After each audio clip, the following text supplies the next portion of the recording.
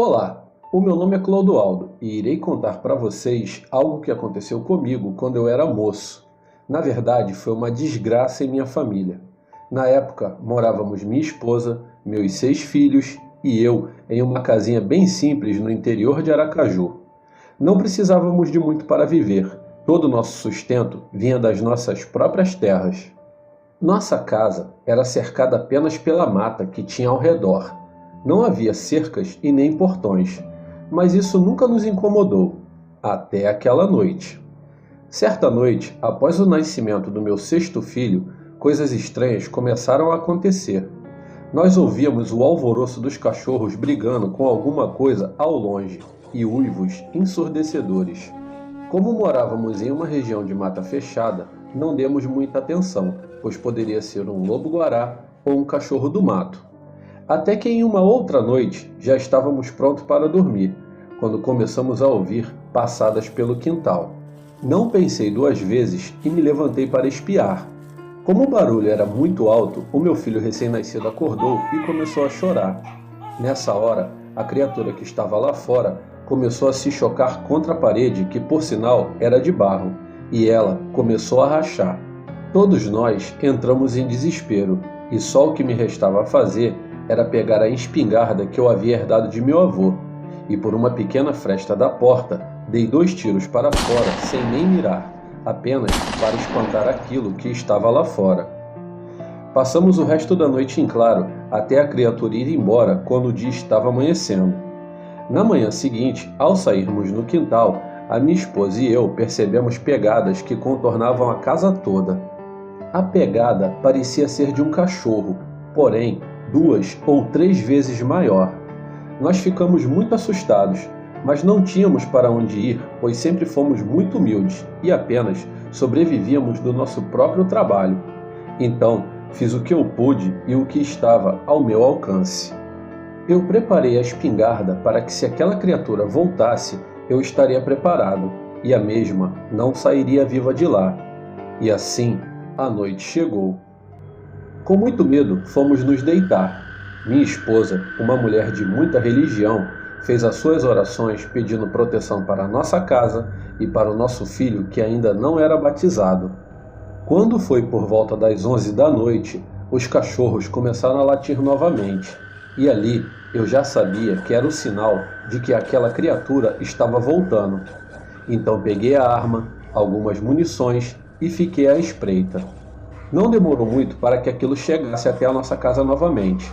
Confesso que até o cabra mais valente borraria suas calças, pois aquela criatura grunhia e urrava que faziam as frágeis janelas de madeira tremerem.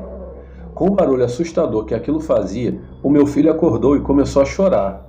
Mas não só ele, como meu outro filho de 2 anos também. Eles estavam muito assustados. E do nada, uma desgraça aconteceu. Aquela criatura bestial conseguiu invadir a nossa casa. Aquilo era horrível. Ele tinha quase 2 metros de altura e estava de pé como um ser humano. Parecia um homem com presas e garras enormes e fedia muito. Quando a criatura invadiu, a minha esposa não pensou 2 vezes e correu para o quarto para pegar o bebê que chorava, pois com certeza chamaria a atenção da criatura. Eu dei 2 tiros naquele monstro. Quando parei para recarregar a espingarda, aquele ser me atacou e me fez desmaiar. Quando despertei já com tudo revirado, a minha esposa me contou o que aconteceu. Minha esposa pegou uma faca que estava na pia e começou a furar a criatura que urrava de dor, mas não desistia de pegar o bebê. Parecia que o choro da criança deixava aquele ser ainda mais louco.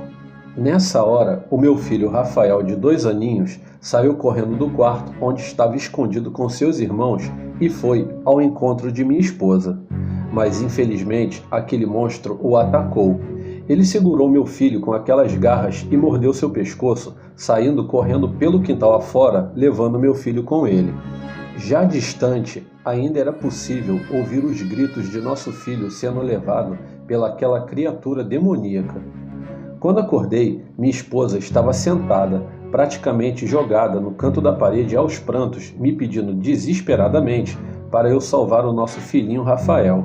Não pensei duas vezes e saí no meio da madrugada caçando aquela criatura no meio do mato, mas não encontrei nada, sentindo apenas uma sensação de impotência e tristeza de ter perdido um filho. Na manhã seguinte, quando o dia clareou, eu fui novamente atrás de algum rastro ou evidência do paradeiro daquela criatura, até que em uma velha casa, a uns 2 quilômetros dali, eu encontrei uma bagunça enorme com roupas sujas jogadas pelo chão.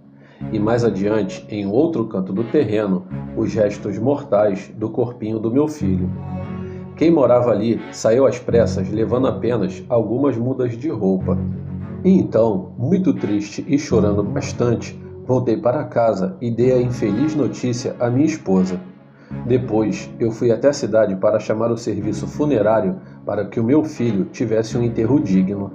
Para a polícia que investigou o caso, ele foi dado como um ataque de onça.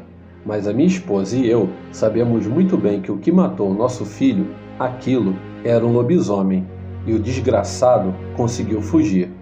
Hoje estou com 68 anos e mesmo com a minha idade avançada, ainda não desisti de procurar e encontrar esse demônio.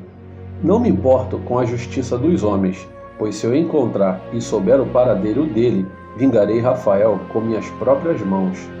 Agora que moramos na cidade, tudo ficou mais complicado, pois ninguém acredita nessas coisas.